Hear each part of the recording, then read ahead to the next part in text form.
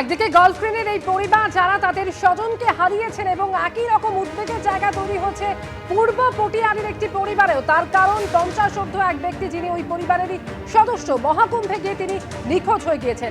ঠিক কি বক্তব্য, কি অভিযোগ তার পরিবারের সরাসরি জানবো। ঝিলম করঞ্জাই রয়েছেন আমাদের সঙ্গে।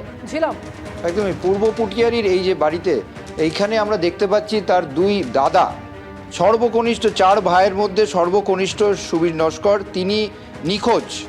গতকাল রাতে তার দাদা কথা বলেন, তার সঙ্গে যারা যারা গিয়েছিলেন তাদের সঙ্গে কথা বলার পর জানতে পারেন। সুভাষ নস্কর রয়েছেন আমার সঙ্গে। আপনি কখন জানতে পারলেন আপনার ভাই মিসিং? আমি গতকাল জানতে পারলাম, গতকাল রাত 11টাতে জানতে পারলাম যে আমার ভাই মিসিং। যার মারফত গেছে তার ফোন নাম্বার আমার কাছে ছিল না, তা উনি আমার বোনের কাছে ফোন করেছিল, বোন আবার আমাকে ফোন করতে, তখন জানতে পারলাম যে ভাই মিসিং। তখন ওই স্বপন হালদারকে আমি ফোন করলাম। স্বপন হালদার বলছে এরকম ভোরবেলায় গেছে স্নান করতে 4টে নাগাদ, তারপর থেকে তাকে পাওয়া যাচ্ছে না, 4:15 নাগাদের পর থেকে পাওয়া যাচ্ছে না।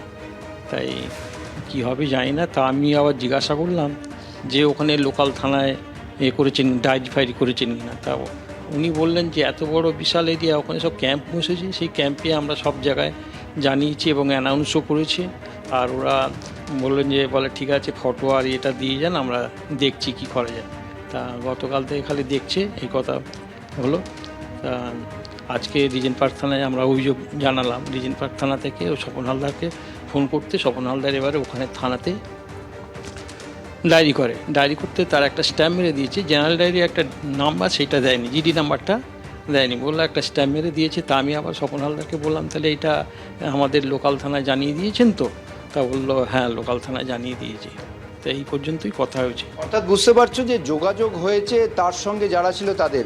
আমার সঙ্গে রয়েছে নিখোঁজ ব্যক্তি তার ভাইজি। আপনারা এই যে রিজেন্ট পার্ক থানায় কথা বললেন, সেখানে কি বললো, কি দেখালো? আপনি বলছিলেন যে অনেক দেহ দেখিয়েছে, কি বিষয়? হ্যাঁ, ওখানে কুম্ভ মেলায় কালকে যারা গিয়েছিল এবং পদপিষ্ট হয়ে মারা গেছে, তো তাদের ওখানে তো ক্যাম্পে নিয়ে আসে রাখা হয়েছে সেই মৃতদেহগুলো। তো ওনাদের ছবি ওনারা যোগাযোগ করে পেয়েছে, তো সেগুলো আমাকে দেখিয়েছে। তো তার মধ্যে আমার কাকা ছিলেন না, ঠিক আছে। তো এখনও পর্যন্ত ওনারা বলেছেন যে আমরা যদি তাহলে খোঁজ চালাচ্ছি, ওখানের সাথে যোগাযোগ করেছেন ওখানকার পুলিশ স্টেশনে, পুলিশের সাথে। তো বলছেন যে আমরা জানতে পারলে কিছু আপনাদের জানাবো।